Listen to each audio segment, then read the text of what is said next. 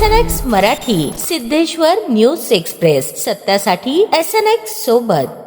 केंद्रीय सशस्त्र बल भूतपूर्व सैनिक कल्याण संघ सोलापूर महाराष्ट्र यांच्या वतीने 14 फेब्रुवारी 2019 रोजी पुलवामा येथे झालेल्या भ्याड दहशतवादी हल्ल्यात शहीद झालेल्या CRPF जवानांच्या स्मरणार्थ आज विशेष श्रद्धांजली कार्यक्रमाचे आयोजन करण्यात आले होते. हा कार्यक्रम 4 हुतात्मा पुतळा पार्क चौक जवळ सोलापूर येथे पार पडला. या प्रसंगी सोलापूर महानगरपालिकेचे महापौर विनायक कोंडाल यांनी उपस्थित राहून शहीद जवानांना पुष्पचक्र अर्पण करून भावपूर्ण श्रद्धांजली वाहिली. यावेळी त्यांनी शहीद जवानांच्या अद्वितीय शौर्य, त्याग व राष्ट्रनिष्ठेचा गौरव करत त्यांच्या बलिदानाची आठवण कायम ठेवणे ही प्रत्येक नागरिकाची जबाबदारी असल्याचे सांगितले.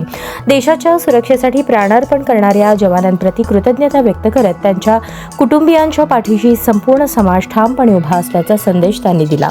यावेळी केंद्रीय सशस्त्र बल भूतपूर्व सैनिक कल्याण संघाच्या पदाधिकाऱ्यांनी महापौरांकडे संघाच्या कार्यालयासाठी जागा मिळावी तसेच देशासाठी लढणाऱ्या जवानांच्या या घराचे मालमत्तेचे कर माफ करण्यात यावे तसेच शहरामध्ये कार्यालयासाठी जागा उपलब्ध करून द्यावी अशी मागणी केली.